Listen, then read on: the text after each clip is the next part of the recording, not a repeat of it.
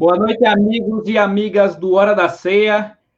Eu, Ivaí Lopes Barroso, criador dos canais Hora da Ceia e TV Mordidas no YouTube, no Facebook. Também estamos no Instagram.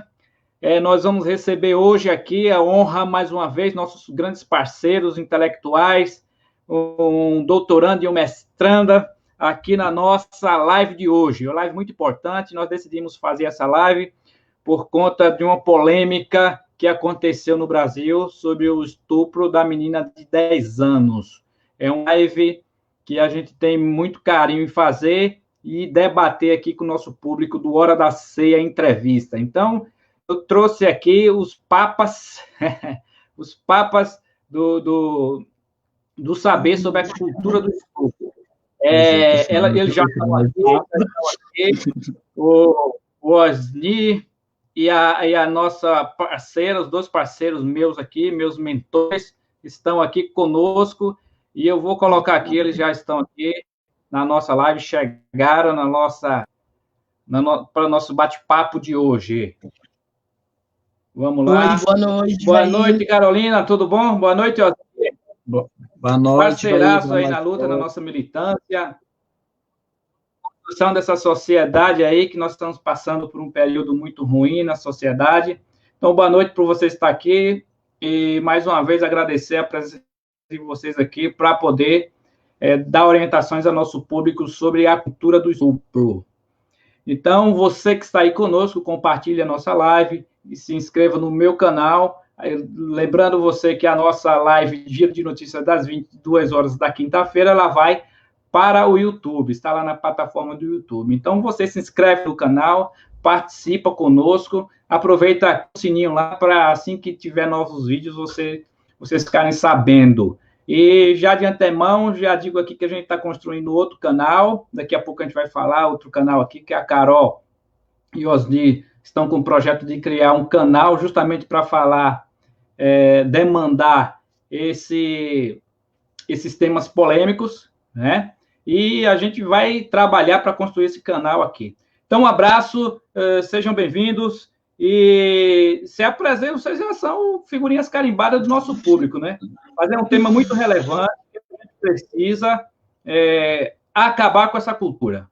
Então, a gente sabe de antemão, depois vocês vão falar sobre isso, que a gente sabe que não é a cultura, não é um comportamento natural, tipo aquele comportamento que a gente se defende, né, instintos, que a gente envelhece, a cultura a gente cria. E se nós criamos, a gente é capaz de mudar a cultura. Então, eu queria que você falasse, Carol, começasse aí já dizendo para o nosso público o que é a cultura do estupro, né?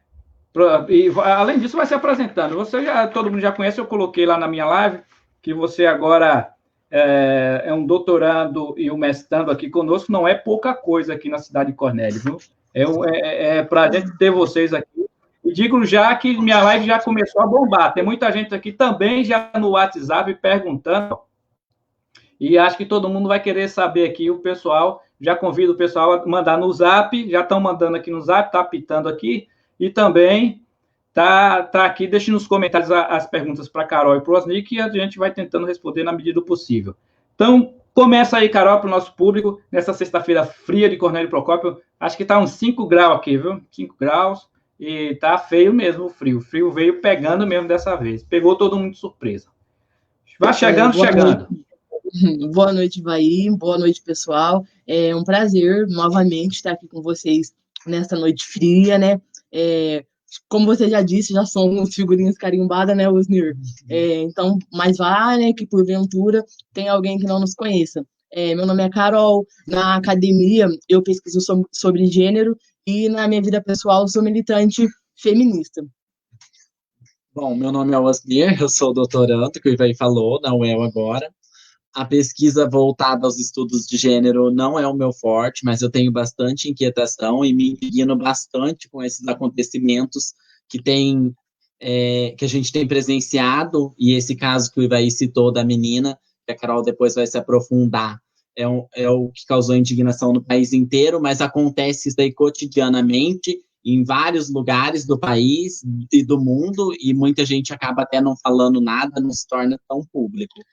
E hoje eu tô aqui meio que de apoio só para Carol, porque é o tema da Carol.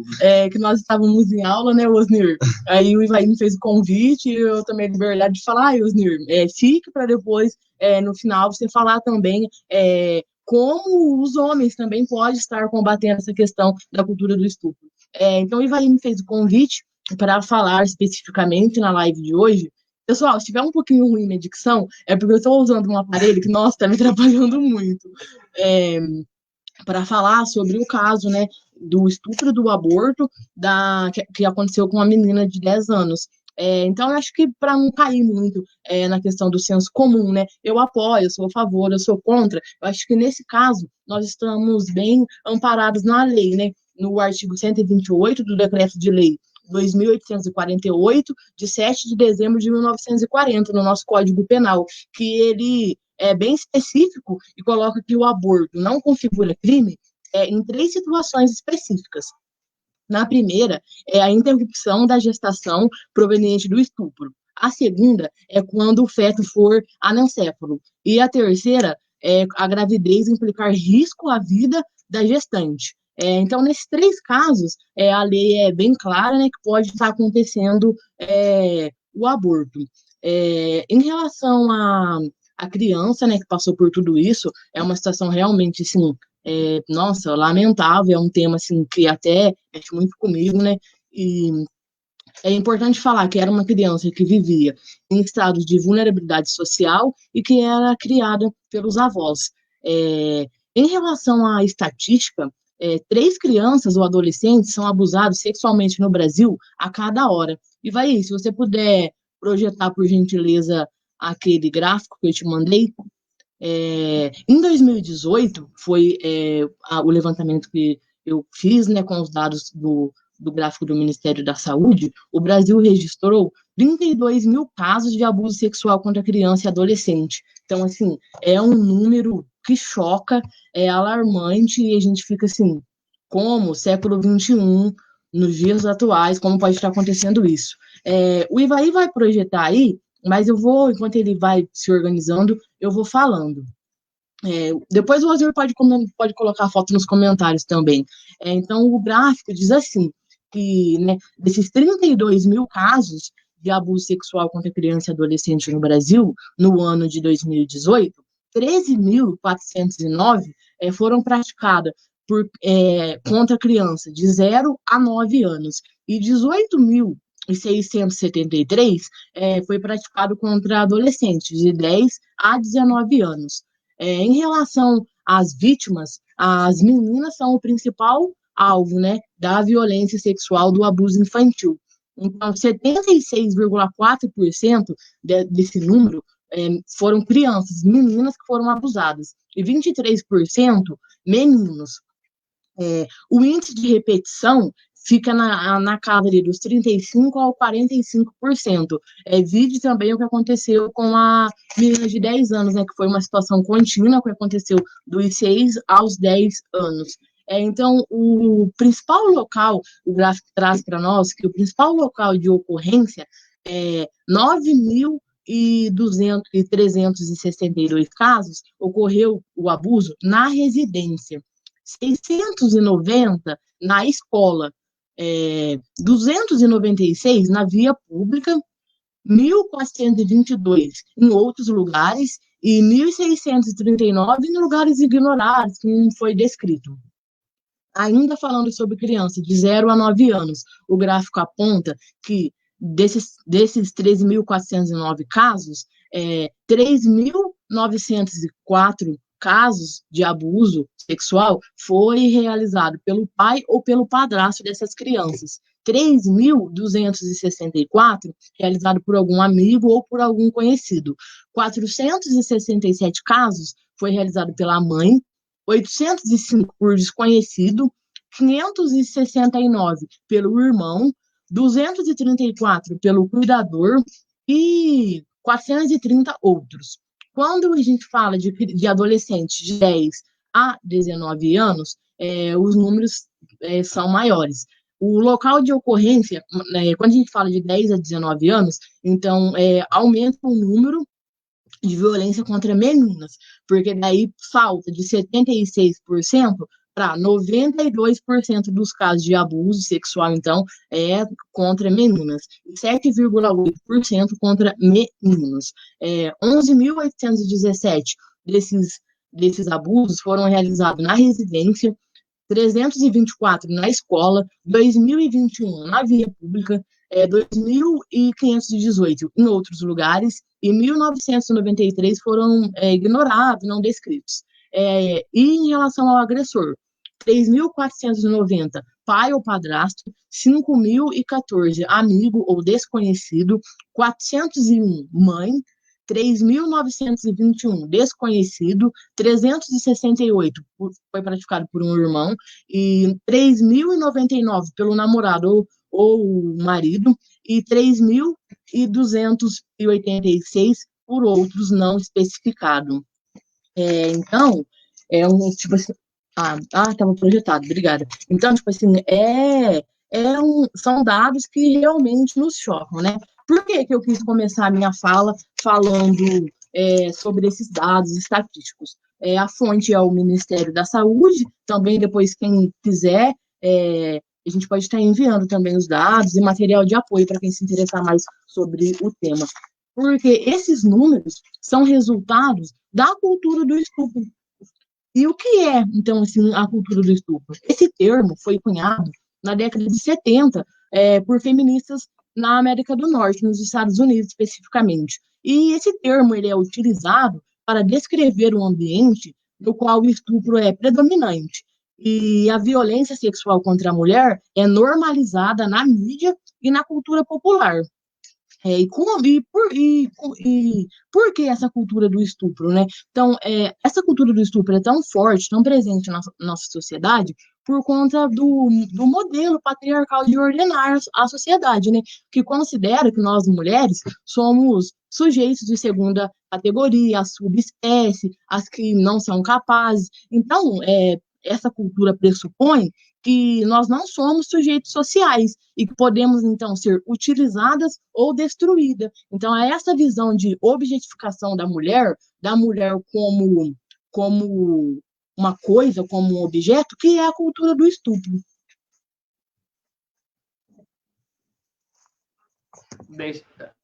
Bacana, Carol. E veja assim, o que acontece, eu acho que no Brasil, com todo esse caos, todo esse reforço desse imaginário fascista, esse imaginário aí de retrocesso, Carol, você acha que esse comportamento, eu acho que as pessoas naturalizam esses comportamentos, porque a gente pode mudar, como eu falei no início, a gente pode mudar, mas como eles não são mesmo, os comportamentos eles não são naturais, essa cultura mesmo que cria, você acha que a gente consegue, como é que a gente vai conseguir mudar esses comportamentos, né? Já que esse termo você falou que veio desde 1970, né, praticamente, e pasme, pelo que o gráfico que você vê aí, que você sabe que eu sou bom de gráfico, né? Realmente, melhor do que eu. Quase 50% dos casos de violência, né, é praticada pelos parentes, não é? Sim. Então, daí a gente pode pressupor, não. A gente sabe que é crime. A gente sabe que é crime. Mas daí tem um seguinte, é difícil porque esse crime é julgado em conjunto com o agressor. Então, há uma espécie de coerção e medo das vítimas. E praticamente, os dados que estão aí, que eu vi aí embaixo, 10% das vítimas falam que... E já é um absurdo, né?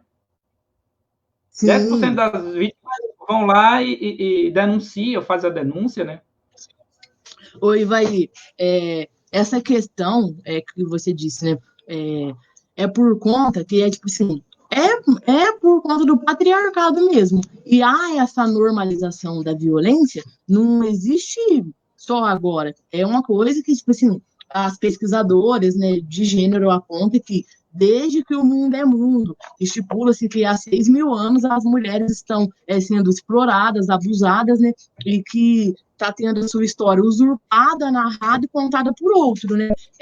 Só para pegar o gancho como que você falou, do como é julgado a questão do crime de estupro, né? A pesquisadora francesa, Michelle Perrault, ela diz assim na sua obra, A Minha História das Mulheres, ela fala assim, que no século XIX, somente o estupro coletivo é suscetível de punição pelos tribunais. No caso de estupro cometido apenas por um homem, a jovem ou a mulher é quase sempre considerada culpada. Ela poderia ter se defendido.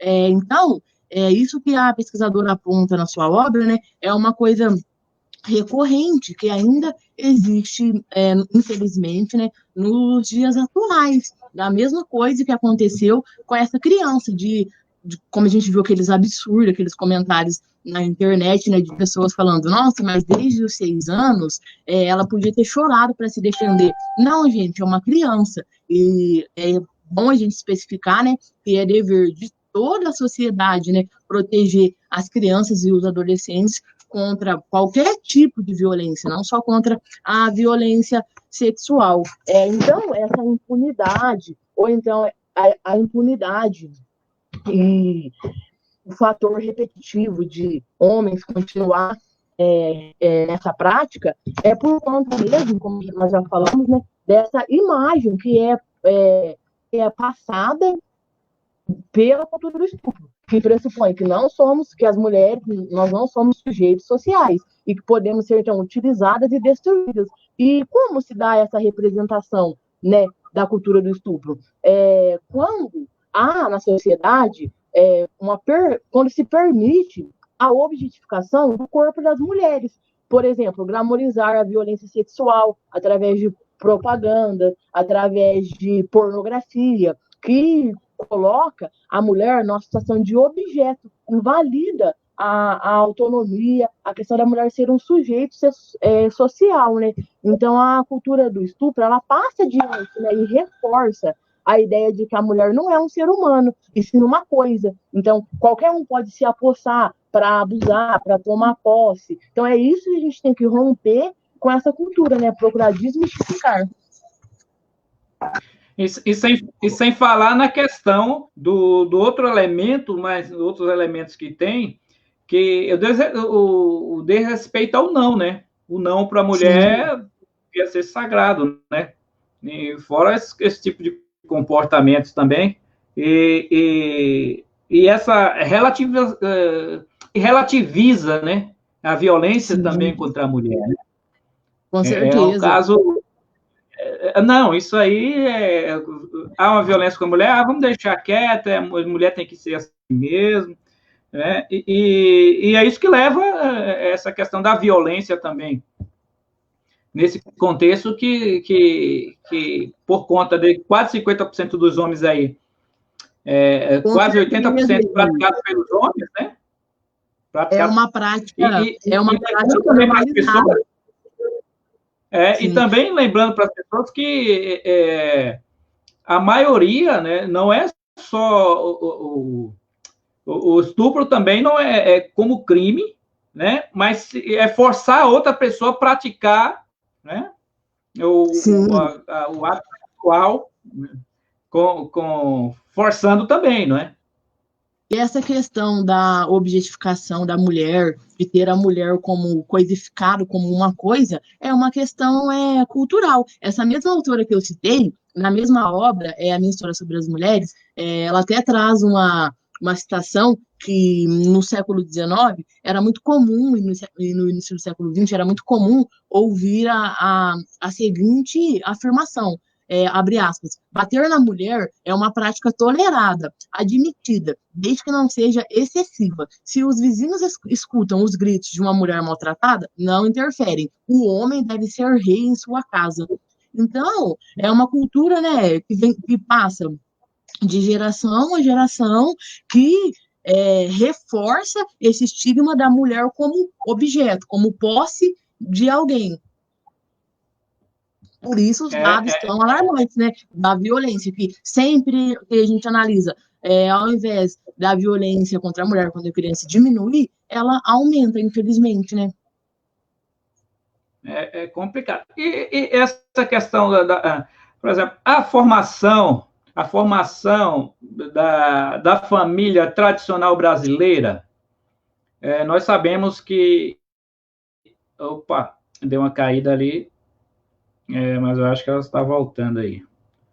Essa internet aqui na sexta-feira está terrível para a gente.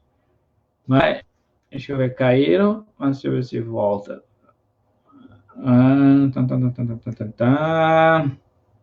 Semana passada foi a mesma coisa. Eu não sei se o algoritmo do Facebook trava a gente nesse momento, porque a minha internet também está lenta. Toda sexta-feira, não sei se a gente vai conseguir trabalhar dessa forma nas sextas-feiras, porque eu acho que da sexta-feira, depois das 7, eu acho que todo mundo quer entrar na internet e a gente fica acontecendo esse tipo de coisa. Aconteceu também semana passada com a professora da rede estadual. Eles saíram, mas provavelmente eles vão entrar aqui. Então, o que é que a gente está debatendo hoje aqui? Nós estamos debatendo a cultura do estupro.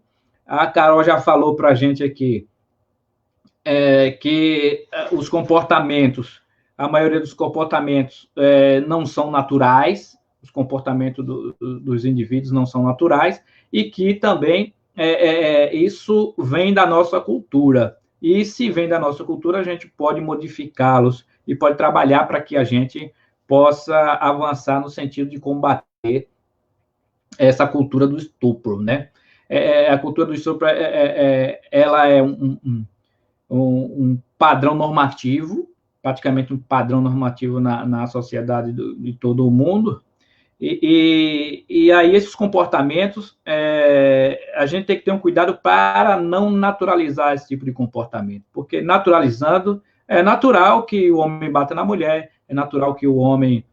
Então, eu sei que não é muito meu lugar de fala nos crimes sobre a violência contra a mulher, mas a gente está inserido nesse contexto, né? Até porque temos esposas, maridos, e foi um burburinho recorrente nessa semana que passou. Eu me lembro que quando nós ficamos sabendo do crime, a Carol, ela fez uma postagem perguntando se as pessoas achavam certo ou errado o Caetano Veloso ter ficado com a menina de 13 anos. Ele tinha 40 e ele ficou com a menina de 13 anos. Nós debatemos aqui, eu fiz uma opinião, mas aí depois disso, veio aí à tona esse caso da menina do Espírito Santo que foi estuprada pelo um tio, e daí foi a maior repercussão nas redes sociais, em toda a mídia, em toda a imprensa nacional. Então, foi importante a gente trazer o tema aqui. Eu vou perguntar a Carol o que aconteceu, porque eles caíram lá e não deu tempo, eles não estão conseguindo voltar. Já. Então, desculpa. Voltar. Porque a gente estava em aula e esquecemos de conectar o cabo de energia do notebook. Desculpa, pessoal. Então, Carol. Então, eu falei aqui para o público que está assistindo, que a gente tem que ter cuidado para não analisar esse tipo de comportamentos, né? Comportamentos que vêm, como eu falei anteriormente, da formação da sociedade brasileira, que é uma sociedade que enriqueceram. Por exemplo, se você pegar os homens ricos hoje, dos grandes conglomerados, dos bancos, das grandes empresas, eles cunharam as suas riquezas com base no colonialismo, com base no trabalho escravo, né? E essa cultura já começa também a ganhar força e se enraizar ali. Então, na família tradicional brasileira, ela externaliza isso de alguma forma. E você acha que a escola não foi capaz de combater isso? Você, como professora de sala de aula, ensina para crianças e adolescentes. Isso porque, ao longo da mídia, isso é sabido desde 1970, não é? Sim. Então, vai trabalhar com as questões de gênero na escola, ainda é uma questão de tabu, por conta, principalmente, né, nos últimos anos, assim, porque, na verdade, as pessoas não a parte do senso comum não entende, né, o que é educação sexual, não entende o que é trabalhar essas questões de gênero na escola. Daí eles acreditam muito naquelas fake news, né, de livro para criança, ensinando criança de 4, 5 anos a transar, acreditam em mamadeira de piroca e todas as coisas que a gente já sabe que, infelizmente, é comum, né, na nossa cultura, na cultura brasileira. Então, infelizmente, trabalhar essa questão de educação sexual, partindo, né, do consentimento com as crianças, e falar sobre isso ainda é um tema, assim, que incomoda, que a gente não consegue estar desenvolvendo esse trabalho de uma forma transversal dentro da sala de aula. Porque a mesma coisa acontece com o que nós chamamos do racismo recreativo. São expressões, piadas, tudo mais, isso acontece ainda por conta desses resquícios dessa formação. Mas há também esses comportamentos. Eu me lembro quando eu entrei para o movimento sindical, né, eu me lembro muito bem disso, e isso ficou marcado em minha vida. Eu estava numa sessão da Contraf, e logo quando eu entrei no movimento, que Contraf é a nossa confederação, eu estava no Congresso do Banco do Brasil, e lá tinha uma pauta de gênero, né? A discussão para cotas, nas participações, tudo, até que as mulheres chegaram a cota de 50%, né? Um avanço muito grande com as pautas das mulheres. Então, na nossa organização, sempre é assim, 30%, 50% de participação das mulheres. E daí, Carol, eu vi um cara, passou uma colega nossa bancária, e um rapaz lá no fundo fez um fio-fio para ela.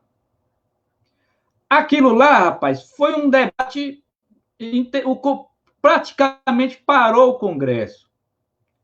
Né? Praticamente para o Congresso. E eu também fiquei meio, porque eu era inexperiente naquela época. E esses comportamentos como você falou, objetificação da mulher é uma coisa. E esses comportamentos do dia a dia, que isso reforça o imaginário das pessoas da relativização da mulher. Explica isso aí, porque ainda o nosso público mais bom explicar. Sim, esses tipos de comportamento, eles são a objetificação do corpo feminino, né? A objetificação da mulher. É exatamente isso. É ver a mulher como uma coisa. Você pode mexer, que você pode praticar diversos tipos de violência. Então, só para fechar o que eu estava falando quando desligou o notebook, né, a cultura do estupro começa já no nascimento, reforçando os estereótipos, os papéis de gênero. Já começa quando quer enquadrar crianças dentro de caixas. Por exemplo, quando a gente fala de um menino, de uma criança do sexo masculino. O que é culturalmente imposto ou que espera-se? Que ele seja agressivo, forte, que não chore, que não tenha sensibilidade, né? Então, é uma coisa cultural que é construída desde o nascimento. E se espera-se, né, culturalmente, para uma mulher que né, nascendo menina, que ela seja frágil, delicada. Então, todos esses estereótipos de gênero, que começa lá na infância, já vem para reforçar e dar legitimidade para essa questão da cultura do estupro, né? Por isso que é importante, agora entrando no que você falou, esse tipo de comportamento, a gente especificar que tudo isso é violência, que todos esses comportamentos são violentos. Você quer falar alguma coisa sobre a questão da estereotipação masculina?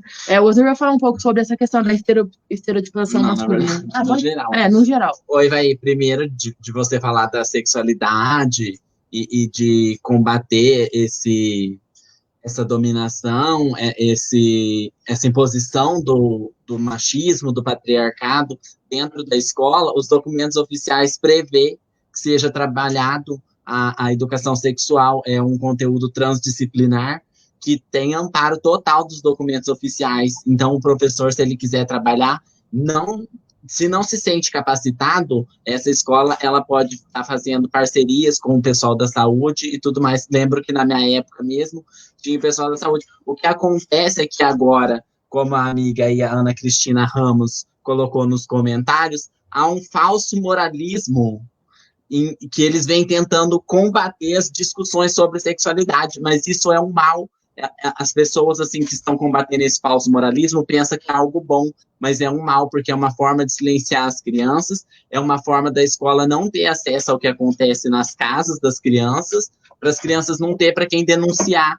Então, se acontece esses abusos dentro de casa, e essa criança lá na escola, quando inicia essa educação sexual, que é acompanhada de especialistas, que pode ser da área da saúde, ou um professor que está preparado para isso, porque quando o professor não se sente preparado, ele abre mão de trabalhar com esse conteúdo, porque conheço muitos professores e eles falam, eu não trabalho porque eu não me sinto preparado. Então, quando não está preparado, não trabalha.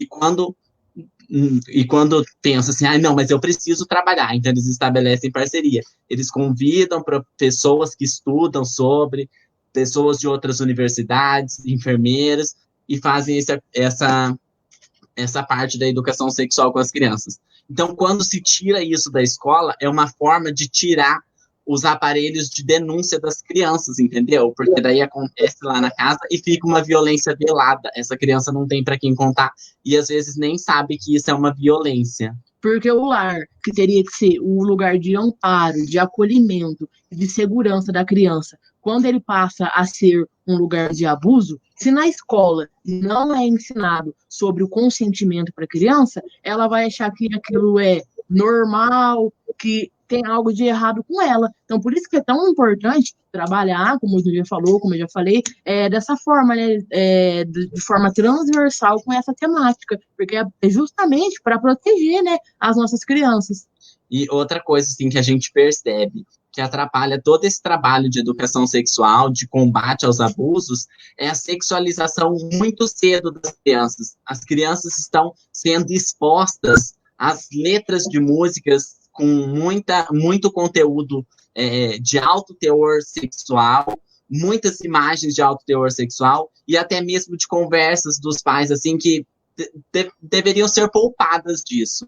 Então, quando essas crianças têm acesso a essas coisas que sexualiza, então acaba desenvolvendo mais esse lado sexual, esse lado da malícia, que não é natural da criança, que é da cultura, é uma cultura que sexualiza, mas tem toda uma intenção por trás dessa sexualização imatura, porque quando você não tem a plena consciência daquilo que você está fazendo, aquelas pessoas que estão ao seu redor, que têm mais consciência, elas te manipulam. Elas fazem de você o objeto, como a Carol falou, a mulher se torna objeto. E quando ela é uma mulher e criança com pouca maturidade, então ela é mais fácil ainda de ser manipulada. Uma mulher adulta já tem todo o risco, né, de sofrer um abuso. Mas uma criança, ela tem um risco maior ainda, porque o grau dela de consciência, de educação sexual é ainda inferior. Eu acho assim que os documentos são bem claros e explícitos, né? O Estatuto da Criança e Adolescente, principalmente, que é função de todos na sociedade proteger as crianças contra qualquer tipo de violência. Então, não é nenhuma questão assim do ambiente, né, do contexto social influenciar essa criança. É uma questão mesmo assim, que a criança não tem capacidade, não tem autonomia, não tem como decidir o que é certo, o que é errado. Então, por isso que tem que ter um adulto para proteger, né, e afastar dessas pessoas com más intenções, que infelizmente, conforme mostram as estatísticas, sempre são pessoas que tem ali um mínimo de confiança no núcleo familiar e um mínimo de confiança dessa criança. Então, por isso que é importante, né, que todos exerçam esse papel social, né, de proteção às nossas crianças e os nossos adolescentes, porque eles não têm a capacidade de distinguir, de ter autonomia, de consentimento, eles não têm essa capacidade. Outra coisa que eu gostaria de retomar é essa questão do gênero, que daí a Carol falou, que acontece diferente para o menino e para a menina. É real isso. E assim, eu estava até procurando para saber se há um perfil do estuprador, para poder saber, tipo assim, o menino, ele é estuprador porque ele teve essas interferências. Não tem como se definir, olha, a pessoa teve essas influências ou não. Então, é resultado dessa cultura mesmo, que pode acontecer com qualquer um, e com qualquer gênero. O que acontece é que, assim, há um incentivo maior por parte dos meninos para que eles façam algumas coisas que, pelo menos ao nosso ver, é um abuso, é uma violência. Por exemplo, mostrar as genitais. Por exemplo, eu já vi muitos pais falando, que não sei o que, mostra tal coisa para elas. Então, isso para mim já é um atentado ao pudor. Então, você não tem que sair mostrando suas partes íntimas. E a gente vê, eu acredito que quase todo mundo já presenciou uma fala dessas, algo do tipo. Ou quando a criança chega em casa e os pais, principalmente por parte dos meninos, ficam assim, e as namoradinhas? Que não sei o quê. E a namoradinha? Aquela pressão sobre os meninos para que eles tenham namoradas como se fosse colecionar burquinha, bolinha de gude. Então, há uma certa pressão também nos meninos para que esses tenham relações com as meninas. Por isso que essa é uma pauta muito grande, né? Tipo assim, uma pauta pela qual eu particularmente luto, por essa questão de abolir mesmo com esses estereótipos de gênero, né? Porque a cultura do estupro, ela não é só prejudicial para as mulheres, para as meninas, que são as mais violentadas, as mais abusadas, mas também para os meninos, porque quando você exige para reforça esses estereótipos, exige desses meninos, né? Viralidade, força, agressividade, eles também estão sendo prejudicados desde a infância como sujeito. Então, eu estou anotando aqui, e daí eu estou sabendo outra coisa também, né, na fala de vocês. É que as pessoas geralmente pensam, eu acho que é assim, porque o imaginário popular é um imaginário que é estudado a todo momento. Que as pessoas pensam que o estuprador, ele é uma pessoa marginalizada, doente, né? Que vive à margem da sociedade, doido, coisas desse gênero, desse tipo. E não é bem assim, não é? São pessoas que são os pais, né? Que coisa terrível, né? As estatísticas são claras, né? Que é alguém normalmente próximo daquele núcleo familiar, próximo daquela criança, ou daquela mulher, ou daquela adolescente. Então, quando a gente fala, né, dessa cultura do estupro, é muito importante que a gente fala dos tipos de violência, que parte desde uma cantada, como foi o que aconteceu no congresso que você participava, até ao ato explícito do estupro. Então, o tipo de violência que a cultura do estupro reforça na sociedade, que reforça contra a mulher, é a violência física, a violência intelectual, a patrimonial e a sexual. Então, a violência, ela existe desde, né, da objetificação em propagandas, nas cantadas, na desqualificação intelectual que as mulheres sofrem ou na academia ou no mercado de trabalho, na coerção, até daí, né, a violência explícita, que é a física, especificamente a sexual. E quem são, né? O que as pesquisas, os índices falam? Quem são esses abusadores? Quem são esses estupradores? Então, as pesquisas mostram que os agressores das crianças e das mulheres são homens e que sempre parte da média ali de 40% a 60%, pai, padrasto, amigos e conhecidos da vítima. Então, sempre, né, essa coisa, como já foi dito, alguém próximo do núcleo familiar, porque existe no imaginário popular que, como você já falou, né, que o estuprador é um desconhecido, o abusador é uma pessoa desconhecida. Também acontece esses casos, mas as pesquisas são claras. Normalmente é alguém desse núcleo, que já possui algum tipo de vínculo com essas mulheres e com essas crianças. E essa violência essa violência é resultado exatamente disso, de ver a mulher não como um sujeito social, mas como um objeto, como uma coisa que pode ser tomada, abusada, destruída, como uma posse, a objetificação do corpo feminino. Sem falar na psicossoma. Carol, vamos passar aqui para a realidade. Nós já falamos já falamos muito sobre teoria, Mas aí eu parti para o caso concreto. No caso que houve aquela polêmica com sua postagem sobre o Caetano, né? Deu uma polêmica grande, deu inimizades e tudo mais.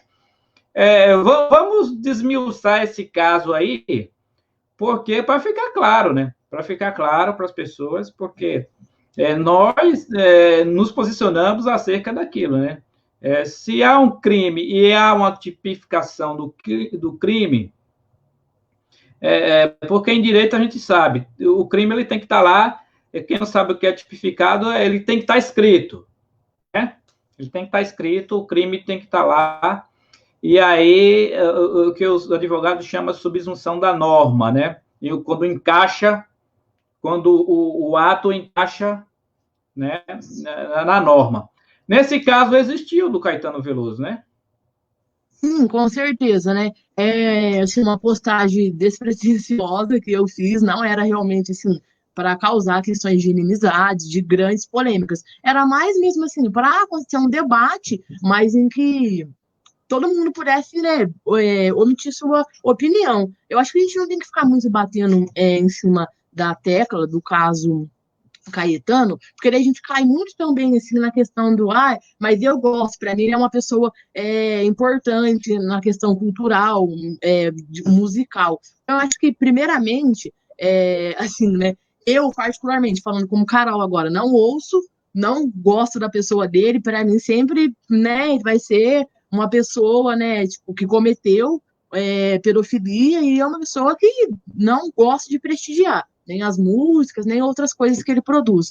Mas depois eu andei pesquisando que é, assim, um assunto que causa muito indisposição à esposa, à Paula, quando é comentado. Então, assim, nessa esfera, daí na minha posição como mulher, acho que é um tema que não tem mais que ficar, tipo, sendo debatido, sabe? Aconteceu, não tem que falar, eu acho que não foi pedofilia, eu acho que foi. Não, é claro, foi pedofilia, é uma coisa que aconteceu, é cultural, faz parte dessa questão da cultura do estupro, mas a gente tem que deslocar também desse centro, né, dessa questão do Caetano e ver na questão do dia a dia, na contemporaneidade, como isso ainda é recorrente, devido a essa questão da cultura do estupro, de objetificar crianças desde muito cedo, né? Então, quando aconteceu o caso, ela com 13 anos, ele com 40 anos, né? Ela era uma criança, não tinha autonomia para consentir sobre quero, não quero. Então, acho que a lei, é claro, está posto, né? É pedofilia, não é? Acho que é algo assim que é indiscutível e não dá para defender. Está posto, né? Eu acho que o que pode contribuir é a gente falar sobre essas questões contemporaneizando, né? Trazendo para como ainda é gritante o número de casamentos de crianças com homens, não só no Brasil, mas como no mundo todo. Então, como essa cultura do estupro, como esse modelo patriarcal de sociedade ainda faz acontecer, né, repetidamente todos os dias casamento de crianças com homens. Assim, isso é muito grande. O cara casa para escapar da prisão, para escapar da punibilidade. Quando coloca, e quando por as isso que pessoas colocam, quando as pessoas colocam para defender, assim, ó, mas ele se casou com ela. As pesquisadoras, né, dos estudos de gêneros apontam, né, que é uma prática recorrente. Quando há, né, o estupro, a pedofilia, se casar com uma criança que foi abusada, ameniza, né? Então, daí romantiza, fala, foi por amor, ela já gostava dele, sabe o que queria. Então, é bem ruim, né? Porque ainda mais a gente que ocupa papéis sociais tão importantes, né, na militância, e principalmente um papel social que assim, mesmo que a gente não queira, é um espelho, é um exemplo de professor, a gente tem que se posicionar muito seriamente contra essa questão, né, da pedofilia, contra essa questão da objetificação do corpo das crianças e das mulheres. Oi, vai. Eu e a Carol andam conversando bastante sobre essa polêmica também, é essa questão mesmo de deslocar no tempo. Então, isso aconteceu em uma época que o machismo era muito mais forte e que hoje não deixa de acontecer. Por quê? Porque o machismo, mesmo com as pessoas mais instruídas, acontece um machismo estrutural. Embora as pessoas neguem, o machismo é tão forte que ele acaba acontecendo, mesmo nas pessoas que negam as práticas do machismo e tudo mais. Então, às vezes a pessoa até defende isso, mas por essa visão desse machismo estrutural, que não consegue negar totalmente essas condições que lhe foram impostas tanto tempo na sociedade. Tá preso nas amarras do patriarcado, né? Enraizado nas pessoas, então é bastante difícil. Se torna uma coisa normal, né? A gente não pode tratá-lo, eu penso que a gente não pode tratá-lo como uma patologia social, né? E sim, não, com certeza. A gente tem que ser claro no posicionamento da gente, não, né? E o que não pode é assim, se lá naquela época aconteceu e hoje a gente tem a capacidade de discernir, de negar e pode negar isso, então por que não negar? Mas também o nosso papel é negar, não é naturalizar. A questão é que as pessoas também tentam deslocar para uma época muito antiga, que não é o caso, né? A gente está falando de 25 anos, não é uma questão que aconteceu, nossa, há 50 anos atrás. Então, assim, e também a gente não está falando de uma pessoa leiga, né? Ele, como um burguês instruído, frequentou escola, culto, tipo assim, ele sabia muito bem o que estava fazendo, né? É que, como a gente já falou, é uma questão estrutural, que o homem se sente legítimo, ele acha que ele tem a legitimidade para realizar esse ato, não só no caso de um cantor, de uma pessoa exposta socialmente na mídia, de uma pessoa famosa, mas no caso de todos os homens, tem até uma frase de uma pesquisadora que fala assim que qualquer homem mediano, qualquer homem comum se sente um semideus perto de uma mulher. E isso é resultado dessa cultura, né, do estupro. Isso é resultado do patriarcado, que, infelizmente, né, é esse modo de ordenar a sociedade em que o sexo masculino é tido como superior, é tido como dominante, ou capaz, ou inteligente, em cima do feminino. É só um reflexo, né, desse modelo de ordenar a sociedade. E aí vale retomar aquilo que você tinha falado do modelo do abusador, do estuprador, que às vezes as pessoas consideram ou doente, ou aquela pessoa que não tem condições sociais boas, porque esses daí são os que são denunciados, são os que são expostos na sociedade. Agora, o que acontece numa classe social média alta não é muito exposto, ou até mesmo entre eles, os artistas, embora eles tenham os holofotes da imprensa. Então, às vezes é abafado, é bastante abafado. É romantizado, né? É verdade. O assédio também. O assédio é um negócio terrível, né? As pessoas vivem assediando nas empresas, grandes corporações, isso muito nos bancos, a gente combate bastante esse tipo de coisa. Carol, para fechar, porque eu sei que vocês vão ter que voltar para estudar novamente. Não tá fácil. Assim, o caso das meninas de 10 anos? A gente sabe que há um movimento do Guedes, nós já sabemos que o Guedes está fazendo de tudo para privatizar a educação, e a educação privada ela tem uma base militar, tem uma base religiosa, né, uma ou outra religião ali inserida no contexto do pedagógico das escolas. E assim, como é que vocês dois vislumbram o futuro com essa tentativa de privatização da educação? Os recursos do MEC não vêm mais. Então, assim, o que é que vocês acham que vai se sustentar? Vai essa cultura aí do estupro, do machismo, ela vai ganhar musculatura agora nos próximos anos? Como é que você faz? Principalmente com a política do Bolsonaro, agora cortaram o aumento dos salários, né? Então, quando não tudo aumentando, e na hora dessa pandemia, na hora que eles mais precisam, na linha de frente, o governo faz isso, que é para tirar, para cumprir um plano que ele não é capaz de manter, porque não tem projeto. Como é que você vê a escola do futuro aí? Eu acho que antes de entrar nessa questão mais especificamente, né, da escola, de quais são as nossas expectativas, eu queria só fechar minha fala, que eu acho que, assim, que o mais importante de tudo é como combater essa cultura de estupro, né? Quais são os meios? Então, daí depois, posteriormente, a gente fala um pouquinho sobre essa imposição neoliberal, né? Esse modelo de sociedade, de escola neoliberal. Então, antes de qualquer coisa, nós falamos, primeiro, o que é a cultura do estupro, como se dá a cultura do estupro. Então, agora, para fechar, né, como combater essa cultura. Então, é importante que na infância, o primordial é o quê? Educação sexual na infância.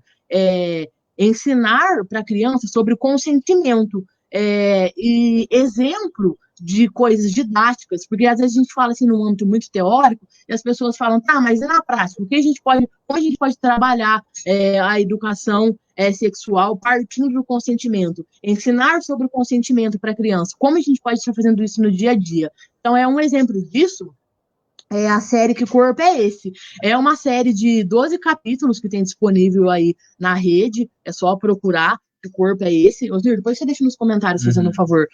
Que aborda de forma didática temas sobre o conhecimento do próprio corpo, a importância do autocuidado, a proteção e o direito das crianças. Então, é uma série que, de forma lúdica, vem falar sobre essa questão, né, do consentimento para a criança, do autocuidado, de como também a criança se proteger, né? E é importante que os pais, os familiares, os responsáveis por essas crianças ensinem sobre o consentimento desde cedo, uma prática comum também que a Júlia Rocha, que é uma médica excepcional, que eu admiro o trabalho dela e acompanho nas redes sociais, sempre ela traz alguns posts falando sobre isso, de quando o responsável por aquela criança, por exemplo, na hora do banho, falar com aquela criança, olha, aqui nos seus órgãos genitais, só você e a mamãe que pode ter acesso, você não pode deixar ninguém tocar. Se alguém tocar, fale com a mamãe. Então é importante, ou com o criador, com quem está sendo responsável por aquela criança, né?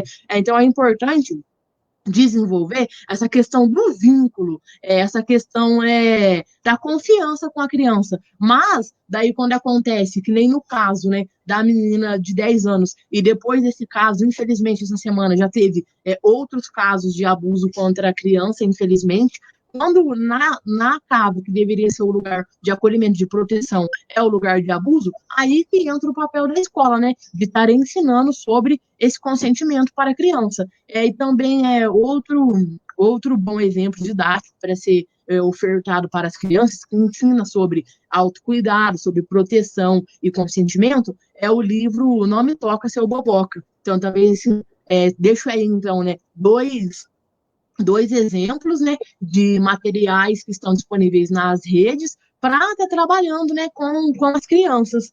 E acho que, assim, primordial de tudo denunciar, né, porque é papel de toda a sociedade proteger as crianças e adolescentes de todo tipo de violência. Então, a gente tem o Disque 100, né, que é direcionado exatamente para isso, para denunciar casos de abuso contra crianças e adolescentes. Oi? Que corpo é esse? E também entender, né, a importância da luta pela educação que combate ao machismo. Então, é função assim, de todos na sociedade, né? Apoiar e entender, né? Porque quando a gente combate ao machismo, quando a gente combate o patriarcado, a gente está combatendo a cultura do estupro, a gente está combatendo a violência contra a mulher, a gente está combatendo a violência contra as nossas crianças. Então, e para nós, que já somos adultos, sujeitos sociais, como que a gente pode estar contribuindo para acabar, extinguir com a cultura do estupro? Então, lutar, né, pela educação sexual focada no consentimento, então, lutar para ser trabalhadas as questões de gêneros, abolir os estereótipos, as caixinhas dos gêneros, combater a ideia de que o corpo da mulher é público, é um lugar que todo mundo pode ter acesso, é um objeto, porque não é, nós somos sujeitos sociais, e entender que estupros não ocorrem só entre pessoas desconhecidas, que é o que a gente já tem falando aqui, desconstruir essa questão do imaginário popular, e também nunca tentar quebrar essa questão da culpabilização da vítima, né? E também, daí já no que tange assim, aos homens, excluir o consumo de pornografia da vida, porque a pornografia, ela traz assim de forma explícita e reforça a cultura do estupro, né? E também exigir na construção de delegacia para as mulheres, exigir do poder público políticas para a proteção e desenvolvimento das mulheres, e para nós mulheres, ocupar os espaços políticos, e para todo mundo, no geral, né, homens e mulheres, lutar pela emancipação das mulheres e travar mesmo uma luta contra o patriarcado, ter atitudes antipatriarcais. Bacana, bacana. Então, só para fechar essa parte, já que você tocou que vai fechar essa parte, então eu anotei algumas coisas para a gente fechar essa parte aí, depois você passar pelo contexto aí de análise de conjuntura, sobre os aspectos da conjuntura nacional. Então, assim, eu entendi que o mote maior é consenso e respeito. Com certeza. Assim, e a mulher, ela não pode ser objeto a ser apreciado onde quer que esteja. Ela não é enfeite, não é para vender produtos como a Vera Verão, ou mostrar para as pessoas. E não é obrigada a satisfazer, foi mais que eu anotei, vontades sexuais das quais ela não compartilha. E a mulher livre, e a mulher livre é a mulher que não teme. Então, eu acho que eu fechei aqui, na minha escrita, tudo que vocês falaram sobre.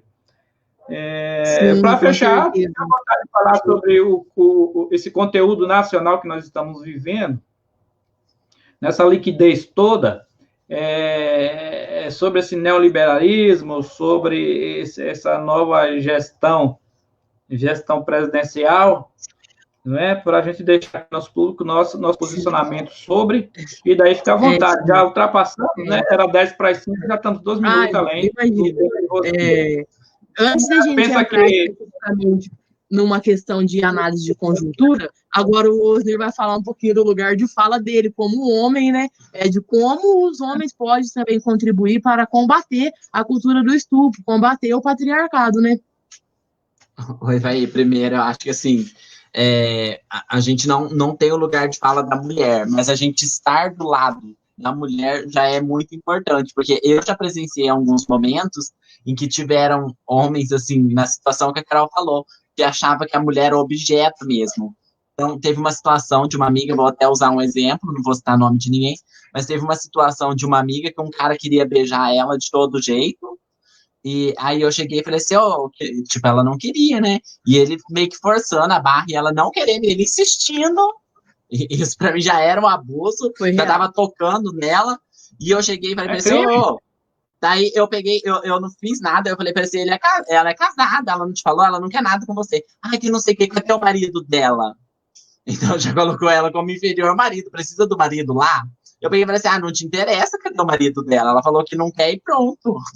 Então, assim, eu acho que não precisa a gente ocupar o lugar de fala de mulher e nem, tipo, disputar o espaço. Mas, assim, a gente defender esse lugar que é dela, ajudar ela a preservar esse lugar que é dela mesmo, que penso que, na verdade, já era para ser tudo igual, para ter esse respeito de igual para igual, do mesmo jeito que esse cara parou a hora que eu falei, ele poderia ter parado na primeira vez que ela falou, mas precisou da minha intervenção. Então, penso que a gente estar do lado, não deixar passar nenhuma coisa desse tipo. A Carol falou do intelectual mesmo, de uma violência intelectual. Então, nós que estuda literatura, a gente sabe que a mulher muito tempo teve que assinar com assinaturas masculinas para poder publicar nos lugares, tanto na crítica, nos estudos, quanto na parte de publicação de obras de arte, de textos de arte. Então, assim, hoje, dar visibilidade às mulheres que fazem arte, eu mesmo agora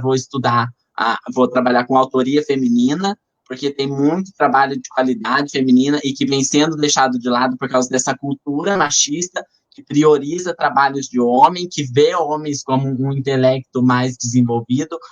totalmente errado, completamente errado.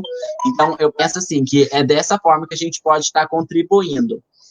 O lugar, eu penso que cada um tem o seu lugar. Eu até falo para vocês quando eu vou falar, que não sei o quê, eu não represento os LGBTs, porque eu só me represento. Então, eu penso que cada um tem um lugar, cada um vive uma situação. Então, é diferente eu falar por alguém e eu falar por mim. Então, acho que é assim mesmo, a gente se colocar a favor de das causas. E agora, né, Ivaí, comentando a última coisa que você pediu, né, sobre essa questão, né, dessa política neoliberal desse governo fascista, né? Então, assim, o desmanche da educação não é algo que está acontecendo só agora no governo Bolsonaro, é algo que já vem sendo implementado desde o golpe contra, então, o presidente Dilma Rousseff. Então, tipo assim, desde do impeachment, então a gente vem sofrendo na educação esses ataques e esses cortes, né, Osnir, que visa mesmo o desmanche da educação pública e de qualidade. Infelizmente, para nós que somos pesquisadores, o cenário é ainda pior, principalmente nos campos das letras e das humanidades. Dia após dia, nós recebemos comunicados de corte de bolsa, corte de verba. Então, é quase colocar a educação numa situação tão precária que prejudica mesmo a questão do desenvolvimento e do trabalho científico. O que a gente tem como posto, como plano de governo, infelizmente, é um presidente genocida que reforça, né, que reforça nos seus discursos todas os tipos de preconceito, não só racismo, misoginia, mas como tipo assim, ele dá, a partir do seu discurso, ele dá legitimidade para todos os tipos de ódio que existe de pior na humanidade. E, infelizmente, aí nesses ataques acontece contra a educação, contra as mulheres, contra os LGBTs, contra os negros. Então, assim, é um show de horrores, né? Eu acho que quando a gente fala de análise da conjuntura, assim, todo dia que a gente acorda, a gente fala, mais um dia para eu tentar sobreviver, porque é realmente isso que é posto, né? Essa crise da saúde pública, essa crise como que fala, da saúde sanitária, essa crise sanitária assim, é algo que mexe muito com a gente vê aí morrer mais de 1.000 pessoas por dia, já passamos o patamar de 103 mil mortes no país, e o discurso que se tem, infelizmente, é como se nada tivesse acontecendo, né? Estamos aí com o ministro da Saúde interino, que não faz nada, praticamente estamos sem ministro, e eu acho que para a gente é só mais uma coisa que a gente já faz desde sempre: resistir, resistir, resistir. Não sei se você quer contribuir alguma coisa. Oi, vai. Eu também, assim, eu penso que só daqui 2 anos para a gente poder mudar esse cenário, né? Porque tá difícil. Mas, olha, calaminoso, acho que é uma situação calaminosa que a gente está vivendo. Um desgoverno total, com total... como é que fala? Vai a cultura mesmo, tá tentando destruir a cultura, a ciência sofrendo ataques incabíveis, a imprensa tá sofrendo um ataque para que as verdades não sejam postas, tentando comprar a imprensa de todo mundo. Os ministros, 2 anos de governo já, não tem um firme lá, e eu nunca vi um governo com tanto ministro incompetente. Aquela Damares, que é representante do Ministério da Mulher e da Mulher, da Cidadania, horrível, uma monstra. Show de horrores. Não sei, show de horrores, não sei como pode. Então, acho assim, que por enquanto tá cabendo a gente a indignação. E eu gostaria, assim, a gente tá aí na luta, mas com essa pandemia, tudo, e esse governo, que eu não sei de onde tirou tanta gente monstruosa para apoiar, tá aí, né? Então, assim, cabe a gente a indignação e a luta para tentar melhorar. Então, eu gostaria de encerrar a minha fala, já vou encerrar daí, com uma fala do Papa, que eu gosto muito, e eu acho que cabe no momento aqui na nossa discussão, quando ele fez a oração lá para a pandemia, e ele encerrou assim, não nos detivemos perante os teus apelos, não despertamos face a guerras e injustiças planetárias, não ouvimos o grito dos pobres e do nosso planeta gravemente enfermo. Avançamos destemidos, pensando que continuaríamos sempre saudáveis no mundo doente. Então, Ivaí, o mundo está doente e cabe a nós transformar esse mundo. Essa questão do mundo doente, né, é exatamente a crise, né, é a crise do capitalismo, que é um modo, né, insustentável. E eu acho que quando a gente expressa a opinião da gente, a gente não pode só, assim, jogar um monte de inquietações que nós temos, né, tanto teóricas quanto de cunho pessoal, mas a gente sempre tem que deixar explícito quais são os caminhos para a gente combater isso e mudar. Então, gente, não vamos só esperar daqui 2 anos, quando tiver, né, a eleição presidencial. Vamos lembrar sempre desse trabalho de base, de procurar a mudança, primeiramente, no que nos atinge diretamente, que é na questão, primeiramente, na nossa cidade, em segundo lugar, no nosso estado, e depois na União. Então, a gente escolher bem, né, os nossos representantes no âmbito, esse ano a gente está nessa polêmica, né, terá eleições municipais, não terá, então eu acho assim, que é muito importante a gente exercer essa função social, esse papel político da gente, de confiar, né, o voto para uma pessoa que vai trabalhar para a gente, que vai nos representar, para alguém do mesmo posicionamento ideológico da gente, né, porque não tem como uma pessoa falar, eu luto pelas minorias, eu isso e aquilo, e aí tá apoiando o Bolsonaro, né? É um discurso que não casa com a realidade. Então, assim, lembrar sempre das mudanças que a gente pode fazer diretamente na comunidade da gente para combater o neoliberalismo, para combater a cultura do estupro, para combater o patriarcado, o racismo, todas essas questões das injustiças sociais. Escolher bem os nossos representantes. Eu acho que isso é primordial, né? Porque não dá para ser como foi com o Bolsonaro, que foi show de horrores, não só ele, mas também foram eleitos um número expressivo de deputados de direita, que representa também, de extrema-direita, que representa também tudo que a gente luta contra, que representa o fascismo, o genocídio. Então, acho que é isso, né? A gente trabalhar para essa questão da emancipação e buscar, né, inclinamento ideológico, não só no âmbito político, mas em todas as nossas relações, nos cercarmos de pessoas que pensam ideologicamente como a gente, para a gente conseguir criar uma rede de resistência para combater de forma direta na esfera pública e na esfera social essas mazelas, essas coisas, né?